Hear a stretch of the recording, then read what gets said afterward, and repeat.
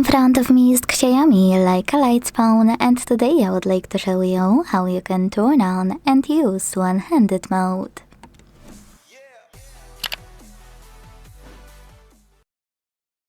Begin by opening Settings and scrolling to click on this section called Additional Settings.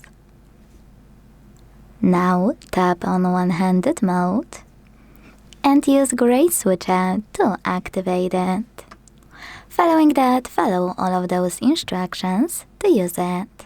Turn on one-handed mode by swiping left or right from the center of the navigation panel. So when I do that, I can see that one-handed mode is working properly. To go back, you can either swipe up or click on this area at the top. To disable one-handed mode fully, go back to the same section in Settings and tap on No Blue switcher until it's gray.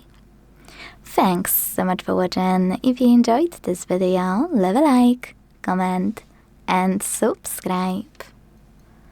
Bye!